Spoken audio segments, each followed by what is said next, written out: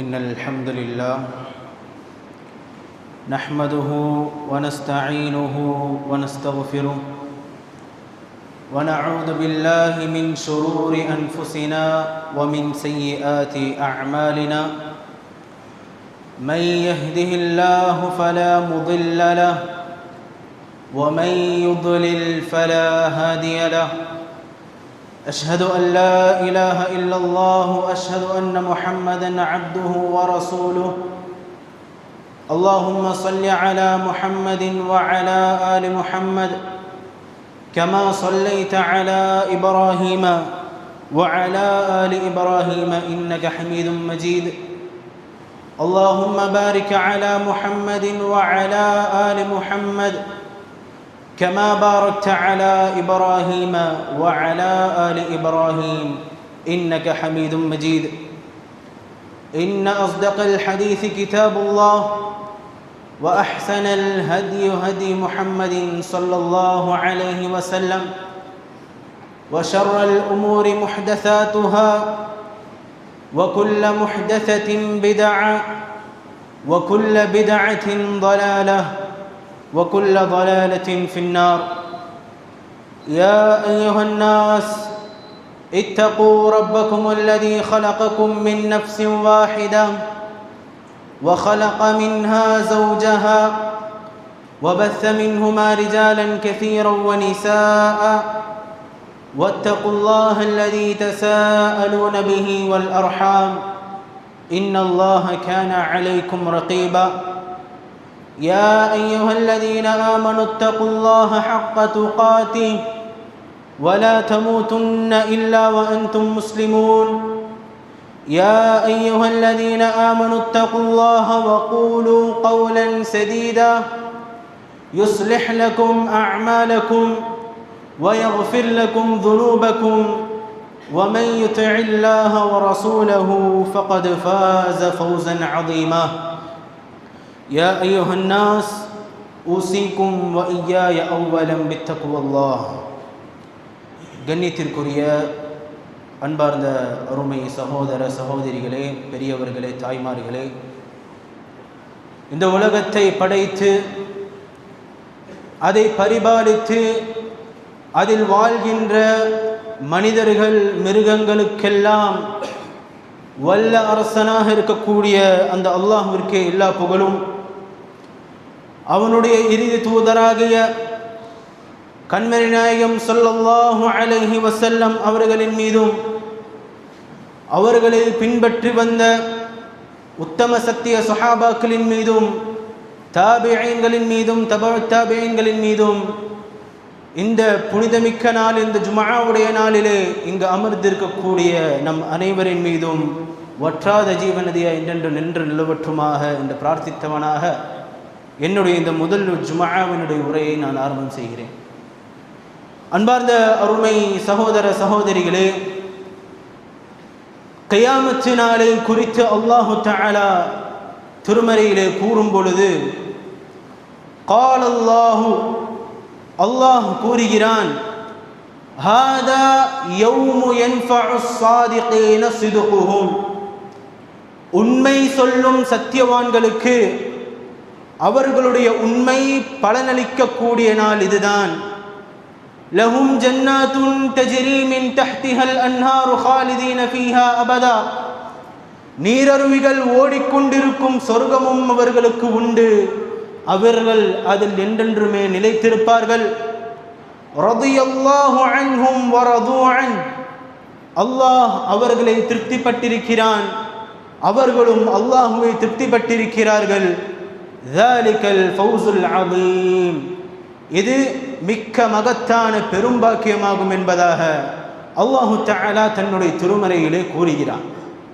அப்போது அன்பார்ந்த அருமை சகோதரர்களே, கியாமத்து நாளில் நமக்கு ஒரு உபகாரமுள்ள ஒரு நாளாக ஆக்க வேண்டும் என்று சொன்னால் அதற்கு நாம் ஒரு உண்மையாளனாக, ஒரு அடியானாக இருக்க வேண்டும்.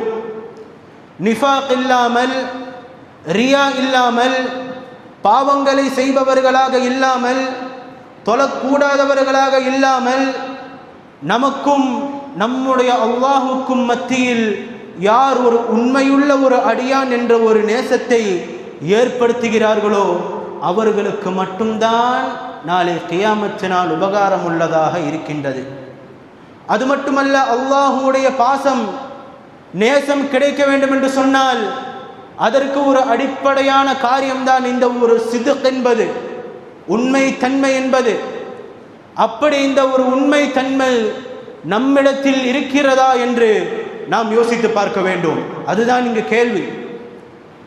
அல்லாஹு தஆலா தன்னுடைய திருமறையிலே சூரத்துல் ஃபத்ஹ் 18வது ஆயத்திலே சொல்லி காட்டும் பொழுது, ஹுதைபியா உடன்படிக்கையின் போது ரசூல் ஸல்லல்லாஹு அலைஹி வஸல்லம் அவர்கள் மதீனாவிலிருந்து முஸ்லிம்களை அழைத்து வருகிறார்கள் உம்ரா செய்வதற்காக வேண்டி.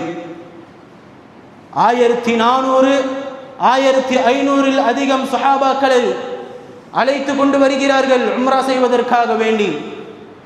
மக்காவிலே இருக்கக்கூடிய குறைஷிகள் இவர்களை தடுக்கிறார்கள், இவர்கள் உம்ரா செய்வதற்காக வரக்கூடாது என்பதற்காக வேண்டி. அப்போது உஸ்மான் இப்னு அஃபான் ரலியல்லாஹு அன்ஹு அவர்களை நபி ஸல்லல்லாஹு அலைஹி வஸல்லம் அவர்கள் மக்காவிற்கு அனுப்பி வைக்கிறார்கள் அனுமதி வாங்கி வருவதற்காக வேண்டி. அவர் குறித்த நேரத்தில் அனுமதி வாங்கி திரும்பி வருவார் என்று எண்ணினார்கள். ஆனால் மக்காவில் இருந்து செய்தி கிடைக்கிறது, உஸ்மான் இப்னு அஃபானை கொலை செய்து விட்டார்கள். இந்த செய்தி ரசூல் ஸல்லல்லாஹு அலைஹி வஸல்லம் அவர்களுக்கு எத்தும் பொழுது ரசூல் ஸல்லல்லாஹு அலைஹி வஸல்லம் அவர்கள் சொன்னார்கள், என்றால் நாம் அவர்களை நேரிடலாம், நாம் உம்ரா செய்வதற்காக தான் வந்தோம், ஆனால் இவர்கள் இப்படிப்பட்ட ஒரு காரியத்தை செய்திருக்க கூடாது, யார் வேண்டுமானாலும் வரலாம். காரணம் சகோதரர்களே, உம்ரா செய்யக்கூடியவர்கள், உம்ரா செய்வதற்காக வருபவர்கள் ஆயுதங்கள் எல்லாம் எடுத்துக்கொண்டு வரமாட்டார்கள். தற்காப்பிற்காக தன்னுடைய தேவைக்காக இருக்கக்கூடிய சிறிய சிறிய ஆயுதங்களை தவிர வேறொன்றுமில்லை.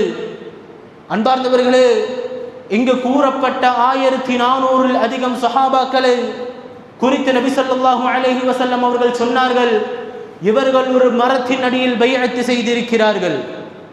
ஒரு மரத்தின் அடியில் வைத்து இந்த 1400 அதிகம் சஹாபாக்கள் ஒரு பைஅத்தை செய்தார்கள். என்ன பைஅத் என்று சொன்னால், சகோதரர்களே, அந்த தருணத்தில் இருக்கும் பொழுது அந்த சஹாபாக்கள் சொன்னார்கள், நாங்கள் ஒருபோதும் பின்வாங்க மாட்டோம் யா ரசூலுல்லாஹ், நாங்கள் எங்கள் கையில் ஆயுதங்கள் குறைவாக இருக்கலாம், ஆனால் இப்படிப்பட்ட ஒரு சூழ்நிலையில் நாங்கள் பின்வாங்கவே மாட்டோம் என்பதாக ரசூல் ஸல்லல்லாஹு அலைஹி வஸல்லம் அவர்களிடத்திலே சொன்னார்கள். காரணம், இஸ்லாத்திற்காக தன்னுடைய தீனிற்காக வேண்டி அவர்கள் ஒரு உண்மையுள்ள ஒரு அடியானாக இருந்தார்கள். அன்பார்ந்தவர்களே, ரசூல் ஸல்லல்லாஹு அலைஹி வஸல்லம் அவர்கள் இந்த சஹாபாக்களை குறித்து சொன்னார்கள், லா யதுகுலுன் நார அஹதுன் மிம்மன் பாயிஅ தஹ்த ஷஜரா. அந்த மரத்தின் அடியில் வைத்து பைஅத் செய்த அந்த 1400 அதிகம் சஹாபாக்கள் நாளை ஒருபோதும் நரகத்திற்குள்ளே நுழையவே மாட்டார்கள் என்பதாக சொன்னார்கள் என்றால், அன்பார்ந்தவர்களே, காரணம் அல்லாஹு தஆலா தன்னுடைய திருமறையிலே கூறுகிறான், லகத் ரதியல்லாஹு, நிச்சயமாக அல்லாஹு தஆலா திருப்திப்பட்டிருக்கிறான். யாரை திருப்திப்பட்டிருக்கிறான்? அனில் முஃமினீன், முஃமினீன்களை பற்றி. எப்படிப்பட்ட முஃமினீன்கள்? இத் யுபாயிஊனக தஹ்த ஷஜரா, அந்த மரத்தின் அடியில் பைஅத் செய்த அந்த 1400 அதிகம் சஹாபாக்களை அல்லாஹு தஆலா நிச்சயமாக நான் திருப்திப்பட்டிருக்கிறேன் என்று சொல்கிறான். காரணம், அதற்கு பிறகு கூறுகிறான், ஃபஅலிம மா ஃபீ குலூபிஹிம், அவர்களுடைய மனதில் உள்ளதை அறிந்துதான் நான் அவர்களை திருப்திப்படுவேன் என்கிறான். என்ன காரணம் சகோதரர்களே? அந்த சஹாபாக்கள் அல்லாஹ்வுக்கு மத்தியில் ஒரு உண்மையுள்ள ஒரு அடியானாக இருந்தார்கள். இமாம் புகாரி ரஹ்மஹுல்லாஹ் அவர்கள் ஒரு ஹதீஸை பதிவு செய்கிறார்கள். அனஸ் இப்னு நதுர் என்று சொல்லக்கூடிய ஒரு சஹாபி, அவருடைய சகோதரி ருபையா என்று சொல்லக்கூடிய ஒரு பெண், ஒரு சிறுமியினுடைய, ஒரு சிறிய பெண்ணுடைய பல்லை உடைத்து விடுகிறார்கள் ஏதோ ஒரு காரணத்திற்காக வேண்டி. இஸ்லாமுடைய நீதிக்கு பிரகாரம் பல்லுக்கு பல்லு, ஆளுக்கு ஆள் என்றுதான். அப்போது இந்த சிறுமியினுடைய ஆளுகள் எப்படி இந்த சிறுமிக்கு உடைக்கப்பட்டதோ அதே போன்று இந்த ருபைய்க்கும் உடைக்கப்பட வேண்டும். இந்த சம்பவம் அனஸ் இப்னு நதர் ரலியல்லாஹு அன்ஹு அவர்களுக்கு எத்தும் பொழுது அவர்கள் வந்து கேட்கிறார்கள், அல்லாஹ்விற்காக பொருத்தப்படுங்கள், இப்படிப்பட்ட ஒரு தவறு நடந்துவிட்டது, அதனால் நீங்கள் அல்லாஹ்விற்காக பொருத்தப்பட வேண்டும். ஆனால் அவர்கள் மாற்றம் அடையவில்லை, பல்லு உடைக்கப்பட வேண்டும் என்றால் அவர் சங்கடத்துடன் ரசூல் ஸல்லல்லாஹு அலைஹி வஸல்லம் அவர்களிடத்திலே சென்று, அதுக்ஸிரு ஸனியத ருபைய் யா ரசூலுல்லாஹ், ருபையினுடைய பல்லு அது உடைக்கப்படுமா யா ரசூலுல்லாஹ் என்று கேட்கும் பொழுது நபி அவர்கள் சொன்னார்கள், கிசாஸ், ஒன்றும் பண்ண முடியாது, இஸ்லாத்தில் நீதி அது துல்லியமாக இருக்கும் என்று நபி ஸல்லல்லாஹு அலைஹி வஸல்லம் அவர்கள் சொல்லிவிடுகிறார்கள்.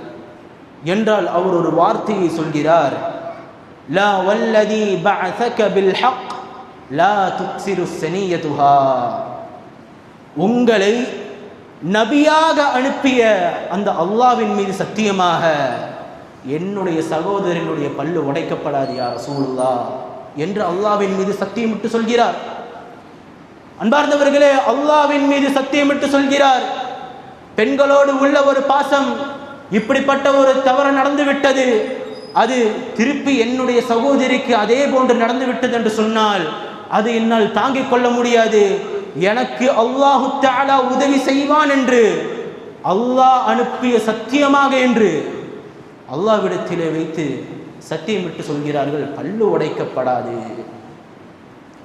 சகோதரர்களே, அந்த பல்லு உடைக்கப்படவில்லை.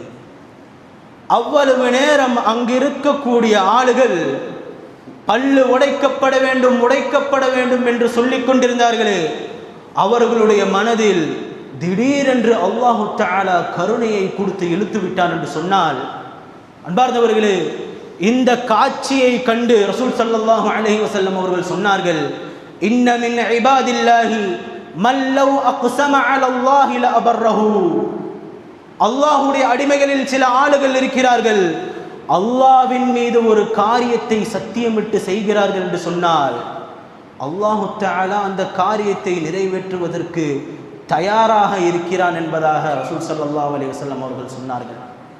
காரணம் என்ன சகோதரர்களே? இந்த சஹாபியை குறித்து அல்லாஹு தஆலா சூரத்துல் அஹ்ஸாபிலே ஒரு ஆயத்தை இறக்கி இருக்கிறான். என்ன ஆயத்து சகோதரர்களே?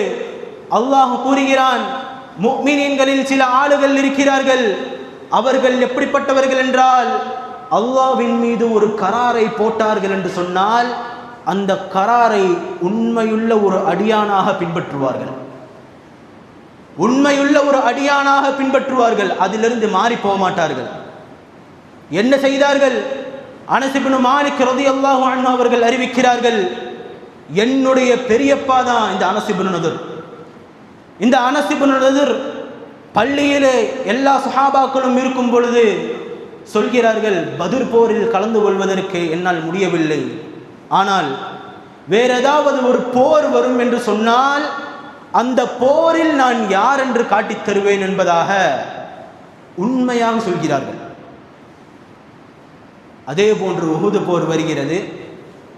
உஹுது போரினுடைய இறுதி கட்டத்தில் முஸ்லிம்கள் எல்லாம் பின்வாங்கும் பொழுது சஅத் இப்னு முஆத் ரலியல்லாஹு அன்ஹு அவர்கள் பின்வாங்குவதை இந்த அனஸ் இப்னு நதர் ரலியல்லாஹு அன்ஹு அவர்கள் பார்க்கிறார்கள். பார்த்து சொன்னார்கள், யா சஅத் இப்னு முஆத், அல் ஜன்னத்து யா சஅத் இப்னு முஆத், சஅதே, சொர்க்கம் இருக்கின்றது, சொர்க்கம் இருக்கின்றது, எங்கே செல்கிறீர்கள் என்று கேட்கிறார்கள். பிறகு சொன்னார்கள், இன்னி அஜிது ரீஹஹா மின் தூனி உஹதின், இதா இந்த உஹது மலைக்கு பின்னால் எனக்கு சொர்க்கத்துடைய மனம் அடிக்கின்றது, அதனால் வாருங்கள், போரிடலாம் வாருங்கள் என்று அவரை அழைத்து போரிடுகிறார்கள். போரினுடைய முடிவில் 70க்கும் மேற்பட்ட காயங்களால் ஷஹீதாக்கப்பட்டார். அடையாளம் தெரியாத அளவிற்கு வெட்டுகளாலும் அம்பு குத்துகளாலும் அடையாளமே தெரியாத அளவிற்கு ஷஹீதாக்கப்பட்டிருந்தார் என்று நாம் வரலாற்றின் மூலமாக பார்க்க முடிகிறது என்று சொன்னால், பார்ந்தவர்களே, அந்த சஹாபியை பார்ப்பதற்கே முடியவில்லை. அவரினுடைய கையில் இருக்கக்கூடிய மோதிரத்தை வைத்து தான் கண்டுபிடித்தார்கள், இது அனஸ் இப்னு நதுர். அதான் அல்லாஹு தஆலா தன்னுடைய திருமறையிலே கூறுகிறான், மினல் முஃமினீன ரிஜாலுன், முஃமினீன்களில் சில ஆளுகள் இருக்கிறார்கள், ஸதகூ மா ஆஹதுல்லாஹ் அலைஹி, அல்லாஹ்வின் மீது ஒரு கராரை போட்டார்கள் என்று சொன்னால் அதை உண்மையாக பின்பற்றுவார்கள். அதுதான் பாயிண்ட் சகோதரர்களே, உண்மையாக பின்பற்றுவார்கள். அவர்களை போன்று நாமும் நம்முடைய ரப்புக்கு மத்தியில் ஒரு உண்மையுள்ள ஒரு அடியானாக இருக்கின்றோமா என்று நாம் யோசித்து பார்க்க வேண்டும். அப்படிப்பட்ட ஒரு தோணல் நமக்கு ஏற்பட்டிருக்கிறதா என்று நாம் யோசித்து பார்க்க வேண்டும் சகோதரர்களே. நாம் இன்றைய வாழ்க்கையில் நாம் பார்த்தோம் என்று சொன்னால், ஐநேர தொழுகையை ஒழுங்காக கடைபிடிப்பது கிடையாது, சுன்னத் தொழுகையை தொழுவது கிடையாது, ஜக்காத் கொடுப்பது கிடையாது, குர்ஆனை ஓதுவது கிடையாது. நேரம் கிடைத்தாலும் அந்த நேரத்தை வேறு ஏதோ ஒரு காரியத்திற்கு தான் நாம் அதை பயன்படுத்துகிறோம். அன்பார்ந்தவர்களே, இன்றைய காலகட்டத்தில் நாம் ஒரு நல்ல ஒரு முஃமினாக இருக்க வேண்டும் என்று சொன்னால் அது நம்முடைய முயற்சியால் மட்டும்தான் சகோதரர்களே முடியும். அதுவும் இன்றைய காலகட்டம் என்று சொன்னால் போதையின் சீரழிவுகள் ஏற்படுகின்ற இந்த ஒரு காலகட்டத்தில் எத்தனையோ செய்திகளை நாம் பார்க்க முடியும் சோசியல் மீடியாக்களின் மூலமாக. மகன் தன்னுடைய தாயை கொலை செய்த செய்திகளையும், தந்தை மகனை கொலை செய்த செய்திகளையும், தந்தை பிள்ளைகளை கொலை செய்த செய்திகளையும், சகோதரர்கள் ஒன்றாக இருக்கக்கூடிய சகோதரர்கள் போதைக்கு அடிமைப்பட்டு அவர்களுக்கிடையே சண்டை ஏற்பட்டு கொலைகளை செய்கிறார்கள் என்று சொன்னால், அப்படிப்பட்ட ஒரு காலகட்டத்தில் நாம் வாழுகின்றோம் என்று சொன்னால், அன்பார்ந்த அருமை சகோதரர்களே, இப்படிப்பட்ட இந்த போதையுடைய விஷயத்தை நாம் எடுத்து விசாரித்து பார்த்தோம் என்று சொன்னால், இந்த போதை பொருள் இது எங்கிருந்து வருகிறது, யாருக்கெல்லாம் செல்கிறது என்று பார்த்தால் நம்முடைய சுற்று வட்டாரத்திலே விற்கப்படுகின்றது. நாம் இருக்கக்கூடிய முஹல்லாக்களில், நாம் வசிக்கின்ற வீட்டிற்கு அருகிலே இந்த போதைப் பொருட்கள் புழங்கப்படுகின்றது, விற்கப்படுகின்றது, அதை உபயோகிக்கவும் செய்கிறார்கள். பார்த்தவர்களே, அல்லாஹு தஆலா நம்மளை பாதுகாக்க வேண்டும். நாம் நம்முடைய பிள்ளைகளை நன்றாக கவனிக்கவில்லை என்று சொன்னால், நம்முடைய பிள்ளைகள் யாருடன் செல்கிறார்கள், யாருடன் பேசுகிறார்கள், யாருடன் எல்லாம் பழகுகிறார்கள் என்று நாம் கவனிக்கவில்லை என்று சொன்னால், அன்பார்ந்த அருமை சகோதரர்களே, பெங்களூரில் படிக்கக்கூடிய ஒரு மாணவன், வெளியூர் அந்த பையன் பெங்களூர் வந்து படிக்கிறாரு, அந்த மாணவன் அங்க வந்து போதைக்கு அடிமையாகிறார். போதைக்கு அடிமையாகி தன்னுடைய விடுமுறை அன்று அவன் வீட்டிற்கு வரும் பொழுது தந்தை பார்க்கிறார்கள், வாப்பா பார்க்கிறாரு. அவனை பார்க்கும் பொழுது தெரிகிறது, இவனிடத்தில் ஏதோ ஒரு மாற்றம் வந்திருக்கிறது, இவனிடத்தில் ஏதோ ஒரு பிரச்சனை இருக்கின்றது என்று அவர் அறிந்து என்ன செய்கிறார்கள், அந்த மாணவனை ஒரு ரூமில் அடைத்து விடுகிறார்கள். 12 மணி நேரத்திற்கு பிறகு அந்த ரூமில் ஒரே சப்தம், டேபிளில் இருக்கக்கூடிய எல்லா பொருட்களையும் உடைத்து கதவை திறந்து வாப்பா உள்ளே செல்லும் பொழுது அந்த ரூமிலிருந்து வெளியே வந்து டிவியை உடைத்து அங்கு காணப்படுகின்ற எல்லா பொருட்களையும் உடைத்து, உடைந்த பொருட்களில் இருந்து ஒரு கண்ணாடி துண்டை எடுத்து அவருடைய வாப்பாவை கொலை செய்ய போக நின்று கொண்டிருக்கின்ற தருணத்தில், சகோதரர்களே, தன்னுடைய மகன் என்னை கொலை செய்ய வருகிறான் என்று தெரிந்தால் நம்முடைய மனது எந்த அளவிற்கு ஒரு துன்பற்று போயிருக்கும் நாம் என்று யோசித்து பார்க்க வேண்டும் சகோதரர்களே. அப்படிப்பட்ட அந்த நேரத்தில் அக்கம் பக்கம் இருக்கக்கூடிய ஆளுகள் எல்லாம் அவர்களை தடுத்து விடுகிறார்கள்.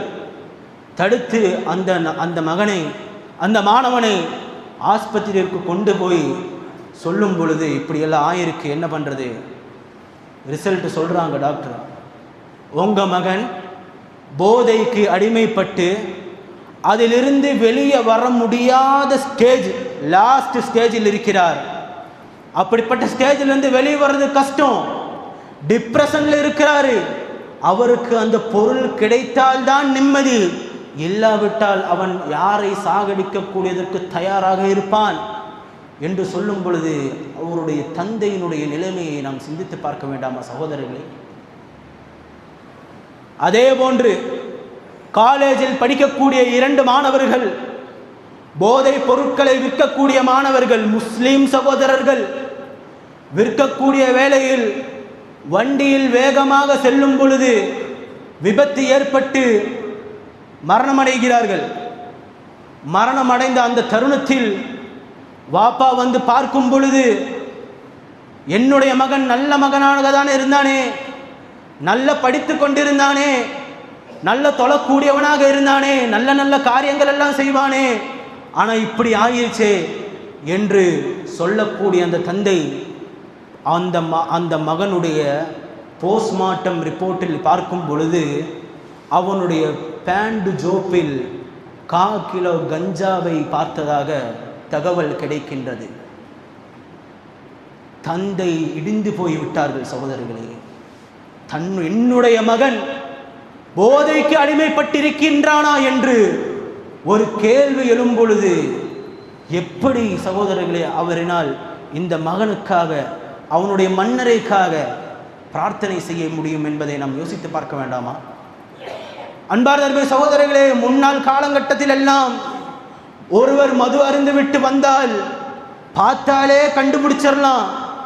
மேலே துர்நாற்றம் அடிக்கும், கண்ணு சிவப்பாக இருக்கும், அவருடைய நடைமுறையை பார்த்தாலே தெரிந்துவிடும், ஆள் போதையிலே இருக்கிறார்கள், அவரே போதையில் இருக்கிறாரு என்று நமக்கு தெரிந்துவிடும். ஆனால் இன்றைய காலம் அப்படிப்பட்டதல்ல சகோதரர்களே. இன்றைய காலம் அப்படி அல்ல. பல பல வகைகளால் போதை பொருட்கள் இருக்கின்றன, பல பல வகைகள் இருக்கின்றது. பொடி வாயில வைக்கிற மாதிரி இருக்குது, மூக்குல ஏத்துற மாதிரி இருக்குது, ஊசி ஏத்துற மாதிரி இருக்குது, பல்லுக்கும் சுண்டுக்கும் இடையில் ஒரு பொருளை வைக்கக்கூடிய இப்படி பல பல வகைகளாக இருக்கின்றது. ஸ்டிக்கர் இருக்குது சகோதரர்களே. ஒரு ஸ்டிக்கர் எடுத்து நம்முடைய தோளிலே ஒட்டினோம் என்று சொன்னால் அது ஒரு 5 நிமிடத்தில் அது ஒரு போதையினுடைய நிலைமைக்கு நம்மளை கொண்டு போய் ஆளாக்கிவிடும். அப்ப சகோதரர்களே, இப்படிப்பட்ட ஒரு காலகட்டத்தில் இவ்வளவு போதைப் பொருட்கள் எல்லாம் இருக்கும் பொழுது நாம் அவர்களை பார்த்தாலே தெரியாது இவர் போதையில் தான் இருக்கிறாரா, நல்ல ஒரு நண்பராக, நல்ல ஒரு ஆளாக, தொழக்கூடியவராக இருப்பார். ஆனால் நமக்கு தெரியாது. ஆனால் அவனுக்கு தெரியும் சகோதரிகளே, அவன் போதையில் ஈடுபட்டு கொண்டிருக்கிறான், அடிமைப்பட்டிருக்கிறான் என்று. அபூ தர்தா ரலியல்லாஹு அன்ஹு அவர்களிடத்தில் ரசூல் ஸல்லல்லாஹு அலைஹி வஸல்லம் ஒரு உபதேசம் செய்கிறார்கள். லா தஷ்ரபில் ஹம்ர், நீங்கள் ஒருபோதும் மதுவை அருந்தாதீர்கள். ஃபஇன்னஹா மிஃப்தாஹு அபுவாபு குல்லி ஷர்ரின், அது எல்லா பாவங்களுக்கும் ஒரு திறவுகோலாக இருக்கின்றது. எப்படி என்று சொன்னால், இப்போ ஒருவன் போதையை அறிந்துவிட்டு தன்னுடைய தந்தையை கொலை செய்தான் என்று சொன்னால், அவன் போதையினால் அவன் கொலை செய்தான், போதையின் காரணமாக ஒரு பாவத்தை செய்து விடுகிறான், போதையின் காரணமாக ஒருத்தனை கற்பழிக்கிறான், போதையின் காரணமாக திருடுகிறான். ஒரு சம்பவம் சகோதரர்களே, 5 மாணவர்கள் என்ன செய்கிறார்கள்? ஒரு ஜுவல்லரியில் திருட்டு செய்கிறார்கள், திருடுகிறார்கள். ஒரு ஜுவல்லரியில் திருடுகிறார்கள். திருடிய உடனே போலீஸ் என்ன பண்றாங்க? அவங்களை பிடிச்சிடுறாங்க. பிடித்த நேரத்தில் எஸ்பி வந்து அவர்களுடைய ஃபைல் டாக்குமெண்ட்ஸ் எல்லாம் பார்த்து ரிசர்ச் பண்ணும் பொழுது எல்லா அந்த 5 மாணவர்களும் மிக பெரும் பணக்காரர்களுடைய மாணவர்கள். அவர்களுக்கு திருடுவது என்று அவசியமே கிடையாது. திருடுவது என்று அவருக்கு அவசியமே கிடையாது. ஆனால் அவங்க திருடியிருக்காங்க. என்ன போலீஸ் எஸ்பி வந்து கேட்கிறாரு, என்ன காரணம்? நீங்கள்லாம் பணக்காரங்களாச்சே, எதற்காக திருடினீர்கள் என்று கேட்கும் பொழுது அவர்கள் சொன்னார்கள், நாங்கள் போதைக்கு அடிமைப்பட்டிருக்கிறோம். அந்த போதையினுடைய அந்த பொருள் 5 கிராம் தங்கத்தை விட அதிக விலைக்கு விற்கப்படுகின்றது. 5 கிராம் தங்கத்தை விட அதிக விலைக்கு விற்கப்படுகின்றது. அதை வாங்குவதற்காக வேண்டிதான் இப்படிப்பட்ட ஒரு காரியத்தை செய்தோம் என்று சொன்னார்கள் என்றால் அன்பார்ந்தவர்களை சிந்தித்து பார்க்க வேண்டும். ஹம்ரா என்று சொன்னால் அரபியில் அர்த்தத்தை ஹமர என்று சொன்னால் மூடுவது என்ற அர்த்தம். மூடுவது, ஒரு பொருளை மூடுவது என்ற அர்த்தம். ஆனால் உலமாக்கள் இங்கே அர்த்தம் வைக்கிறார்கள், ஹம்ர் என்று சொன்னாலே ஒரு மனிதனுடைய அறிவை மூடிவிடுகிறது. மூடுவது, ஒரு மனிதனுடைய புத்தியை மூடுவது. ஒருவன் போதைக்கு அடிமைப்பட்டு விட்டான் என்று சொன்னால் அவன் என்ன செய்ய முடியும்? அவனுடைய மூளை மங்கி போகிவிடும், வேலை செய்யாது, தன்னுடைய தாயை பார்க்க முடியாது, தன்னுடைய மனைவியை புரிந்து கொள்ள முடியாது, அவன் சரியாக வேலைக்கு செல்ல முடியாது, இபாதத்துகள் எல்லாம் அவனுக்கு வீணாகி போகிவிடும் என்று நம்மால் புரிந்து கொள்ள முடிகிறது என்று சொன்னால் அன்பார்ந்தவர்களே நாம் சிந்தித்து பார்க்க வேண்டும். அதே போன்று மற்றொரு ஹதீஸிலே நம்மால் பார்க்க முடிகிறது, அல் ஹம்ரு உம்முல் ஃபவாஹிஷ். மது என்பது, போதை என்பது எல்லா பாவங்களுக்கும் தாயாக இருக்கின்றது. அதுதான் உம்மா. போதை தான் எல்லா பாவங்களுக்கும் தாய். வ அக்பருல் கபாயிர், அது மிக பெரும் பாவமாகும் என்று நபி ஸல்லல்லாஹு அலைஹி வஸல்லம் அவர்கள் நமக்கு தாக்கீது நல்கிறார்கள். அதே போன்று ஒரு சகோதரர் அவர் என்ன செய்கிறார்? ஊசியை ஏற்றுகிறார். ஊசி ஏற்றி வீட்டுக்கு வரும்பொழுது அவருடைய தலை ஒரு ஸ்டேபிளாக இல்லாமல் தலை இப்படி தொங்கிக் கொண்டே இருக்கின்றது. தலை இப்படி ஸ்டெடியாக வைக்க முடியவில்லை, தொங்கிக் கொண்டே இருக்கின்றது. என்ன காரணம் என்று சொன்னால் இதுதான் காரணம், போதை கடிமைப்பட்டிருக்கிறார். ஹாஸ்பிட்டலுக்கு போனால் இதுதான் காரணம், போதை கடிமைப்பட்டிருக்கிறார்கள். டி சென்டருக்கு கொண்டு போங்க, டி சென்டருக்கு கொண்டு போய் ட்ரக் அடிக்ஷன் சென்டருக்கு கொண்டு போங்க, அங்கே போய் அட்மிட் பண்ணுங்க என்று சொல்கிறார்கள். அப்போது அன்பார்ந்த அருமை சகோதரர்களே, நபி ஸல்லல்லாஹு அலைஹி வஸல்லம் இன்னொரு காரியத்தை நமக்கு கற்றுத்தருகிறார்கள். ஒரு ஆரோக்கியத்திற்காக கூடி நீங்கள் போதையை உபயோகிக்க கூடாது என்கிறார்கள். என்று பல பல மாத்திரைகளை கொடுக்கிறார்கள். மருத்துவமனைக்கு சென்றால் பல பல மாத்திரைகளை கொடுக்கிறார்கள்.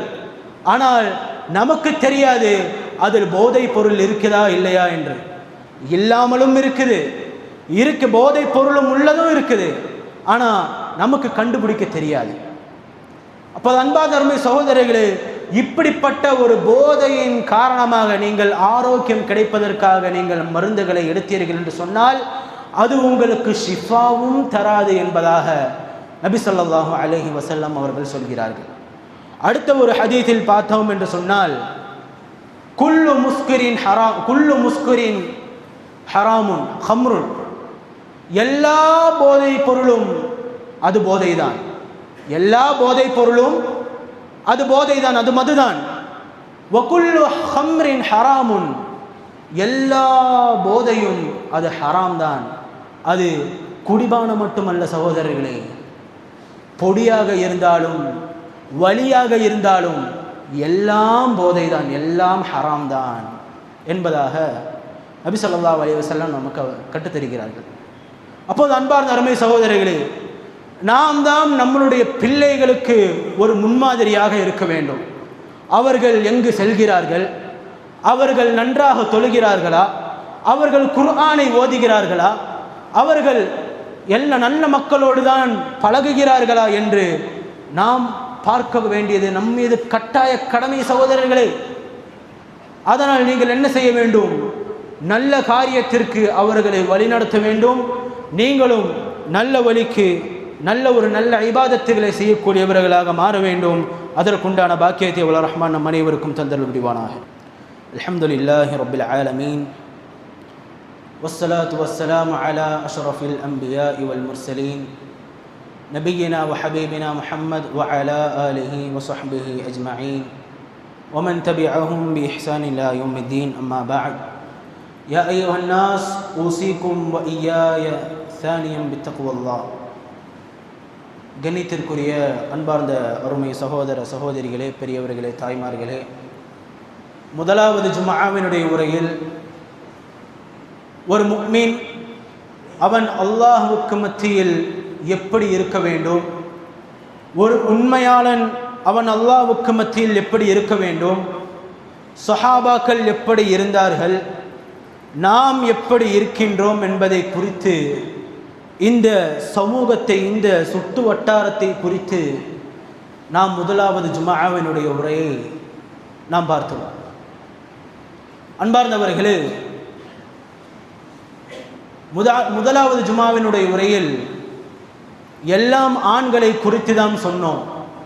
போதையில் அடிமைப்படுவது ஆண்களை பற்றி சொன்னோம். அதனால் ஆண்களை மட்டும் நீங்கள் கவனித்து பார்க்க வேண்டும் என்றில்லை சகோதரர்களே, பெண்களையும் கவனிக்க வேண்டும். சில ஒரு குடும்பத்தார்கள் சொல்கிறார்கள், என்னுடைய பிள்ளை, என்னுடைய பொண்ணு வீட்டிலிருந்து வெளியே போக மாட்டாங்க, வீட்டுக்குள்ளேயே தான் இருப்பாங்க, வெளியே போகிறதே இல்லை, வீட்டுக்குள்ளேயே தொழுவாங்க, வீட்டுக்குள்ளேயே நல்ல நல்ல காரியம் செய்வாங்க, அப்படி என்று ஒரு பெற்றோர்கள் வந்து கூறுகிறார்கள். சிறிது காலம் கழிந்து கம்ப்ளைண்ட் வருதா, அதே பெற்றோர்கள் வந்து சொல்கிறார்கள், பொண்ணு வெளியே போக மாட்டேங்கிறாங்க, வீட்டுக்குள்ளே இருக்கிறாங்க, ஆனால் ஒரு இபாதத்தும் இல்லை, முன்னாடி இருந்த மாதிரி இல்லை, என்ன ஆச்சுனே தெரியல என்று பார்க்கும் பொழுது அந்த பெண் என்ன செய்கிறாள் என்று சொன்னால் 24 மணி நேரமும் மொபைல் ஃபோனிலே பார்த்து கொண்டிருக்கின்றார். யாரிடத்தில் பேசுகிறாள் என்று தெரியவில்லை, என்ன பார்க்கிறார்கள் என்று தெரியவில்லை, என்ன அதில் பயன்படுகிறார் என்றும் தெரியவில்லை. அப்படி கன்சல்டிங்க்கு வரும் பொழுது அவர் யாரிடத்திலெல்லாம் பேசுகிறார்கள் என்று அந்த ஃபோனை செக் செய்யும் பொழுது பேசுறது எல்லாமே அந்நிய ஆண்களோடு தான், பேசுறது எல்லாமே அந்நிய ஆண்களோடு தான். இரவு முழுக்க தூங்காமல் சஹாபாக்கள் எல்லாம் தியாகம் செய்வார்கள் உறக்கத்தை, எதற்காக? தொழுவதற்காக. ஆனால் இவர்கள் ஃபோனை உபயோகம் செய்து அதில் அந்நிய ஆண்களுடன் பேசிக்கொண்டிருக்கிறார்கள் என்றால் நாம் அவர்களையும் கண்டிப்பாக கவனிக்க வேண்டும். அதே போன்று இந்த சமூக வலைதளங்களின் மூலமாக இறங்கக்கூடிய ஒரு ஆப்பு தான் இந்த ஸ்னாப்சாட் என்று சொல்லக்கூடிய ஒரு ஆப்பு. இந்த ஆப்பு நிறைய பெற்றோர்களுக்கு தெரியாது. இது வெறும் ஃபோட்டோ எடுக்கிறதுக்கு மட்டும்தான், வேறு எந்த யூஸ் இருக்கும் கிடையாது. அதில் நிறைய ஃபில்டர்கள் இருக்கும், அழகழகாக ஆக்குவதற்காக வேண்டி, காமெடிக்காக வேண்டி, இப்படி பல ஃபில்டர்கள் இருக்கும். இந்த ஃபில்டர்களை வைத்து இவர்கள் ஃபோட்டோ தான் எடுக்கிறார்கள், ஒன்றும் செய்ய மாட்டார்கள் என்று நினைத்து கொண்டு இருக்கிறார்கள். ஆனால் அன்பார்ந்த அருமை சகோதரிகளே, அது ஃபோட்டோ மட்டும் எடுக்கக்கூடிய ஆப்பு கிடையாது. அப்போ நாம் ஒரு ஃபோட்டோ எடுத்தோம் என்று சொன்னால் அதை யாருக்கெல்லாமோ அனுப்பலாம். இங்கே இருக்கக்கூடிய அனைவர்களுக்கும் அனுப்பலாம். அந்த நம்பர் அந்த ஆப்பில் லாகின் ஆகிருந்துச்சு என்று சொன்னால் யாராக இருந்தாலும் அனுப்பலாம், யாருக்கு வேணும் அனுப்பலாம், அன்லிமிட்டடாக அனுப்பலாம். அப்படி ஒரு கட்டத்தில் ஒரு பெண்ணுடைய ஒரு தகவலை, ஒரு சம்பவத்தை சொல்கிறேன் சகோதரர்களே. இப்படி ஒரு பெண் என்ன செய்கிறாள் என்று சொன்னால், ஒவ்வொரு ஆண்களுக்கும் அவளுடைய ஃபோட்டோக்களை அனுப்புகிறார்கள். அழகழகாக ஃபோட்டோ எடுத்து அனுப்புறது, அனுப்பி ஒவ்வொரு ஆண்களையும் மயக்குகிறார்கள். மயக்கினருக்கு பிறகு என்ன செய்கிறார்கள், அந்த ஆணை வைத்து யூஸ் பண்ணுறாங்க. காசிற்காக வேண்டி, துணிமணிகளுக்காக வேண்டி, அவர்களுடைய தேவைகளுக்காக வேண்டி இவர்கள் என்ன செய்கிறார்கள், அவர்களை உபயோகிக்கிறார்கள். எப்படி? இந்த ஒரு ஆப் மூலமாக. இது மட்டுமல்ல சகோதரர்களே, இன்னும் பல ஆப்புகள் இருக்கின்றது. இந்த ஸ்னாப்சாட் என்னவென்று சொன்னால், இப்போ என்னை பார்த்து என்னை கண்டுபிடித்து விடுவார்கள் என்று அவர்களுக்கு தெரிந்தால் என்னவென்று சொன்னால், எல்லா டேட்டாவும் நிமிஷத்தில் டெலீட் பண்ண முடியும். அந்த அளவுக்கு ஒரு பிரைவசியான ஒரு ஆப் தான் இந்த ஸ்னாப்சாட். அப்படிப்பட்ட இந்த ஸ்னாப்சாட் யூஸ் பண்ணுறது தப்பு கிடையாது, ஃபோட்டோ எடுப்பதற்காக வேண்டி அதை எடுத்து உங்கள் ஃபேமிலியில் அனுப்புவதற்காக, அதெல்லாம் தப்பு கிடையாது. ஆனால் அதை வைத்து மற்ற அந்நிய ஆண்களுக்கு அனுப்புகிறார்களா, அவர்கள் மற்ற ஆண்களோடு தொடர்பில் இருக்கிறார்களா என்பதை குறித்து நாம் கவனிக்க வேண்டும். அப்போது அன்பார்ந்த அருமை சகோதரர்களே, இப்படி ஒவ்வொரு பாவங்கள், இப்படி ஒரு பாவத்திலே போய்விட்டோம் என்று சொன்னால் அந்த பாவம் அடுத்த பாவத்திற்கு அது நம்மளை அழைத்து செல்லும், அது அடுத்த பாவத்திற்கு அழைத்து செல்லும். இப்போ ஒரு ஆண் ஒரு பெண்ணுடன் பேசுகிறான் என்றால், ஒரு பெண் ஒரு ஆணினோடு பேசுகிறான் என்றால் ஃபஸ்ட்டு வெளியே போய் சுத்தலாம், பின்ன விபச்சாரம். நல்ல பழகியதற்கு பிறகு விபச்சாரம் தான் செய்வார்கள். அப்போது அன்பார்ந்தவர்களே, நம்முடைய பிள்ளைகளுக்கு நாம் தான் முன்மாதிரி, நாம் தான் ரோல் மாடல். அவர்களை நம்ம தான் பார்க்க வேண்டும். சமூகம் இப்போ இருக்கக்கூடிய மஹல்லுகளில் எல்லாம் விற்கப்படுகின்றது. ஆனால் நம்முடைய பிள்ளைகளை பார்க்க வேண்டிய விஷயம் என்பது நம் மீது கட்டாயமாக கடமையாக இருக்கிறது என்று சொன்னால், அன்பார்ந்தவர்களே, நல்ல மக்களாக நல்ல பிள்ளைகளாக அவர்களை மாற்றுவதற்காக வேண்டி நீங்கள் மாற வேண்டும். நீங்களும் நல்ல ஒரு தொழுகையாளியாக குர்ஆனை ஃப்ரீ டைம் கிடைத்தது என்று சொன்னால் குர்ஆனை ஓதுங்கள், நல்ல பயான்களை கேளுங்கள், நல்ல தான தர்மங்களை செய்யுங்கள், சுன்னத்தான ரவாத்திபு சுன்னத்துகளை எல்லாம் தொழுகுங்கள், முடிந்தால் சுன்னத்து நோன்பையும் வையுங்கள். அதற்குண்டான பாக்கியத்தை எல்லாம் வல்ல ரஹ்மான் நம் அனைவருக்கும் தந்தரின் புரிவானாக என்று என்னுடைய இந்த இரண்டாவது ஜும்ஆவினுடைய உரையை நான் முடிவு செய்கிறேன். இன்னல்லாஹ யஅமுரு பில் அத்லி வல் இஹ்சான் வ ஈதாஇ தில் குர்பா வ யன்ஹா அனில் ஃபஹ்ஷாஇ வல் முன்கரி வல் பகி யஇதுக்கும் லஅல்லக்கும் ததக்கரூன் வ லذிக்ருல்லாஹி அக்பர் வல்லாஹு யஅலமு மா தஸ்னஊன். அகிமிஸ் ஸலாஹ்.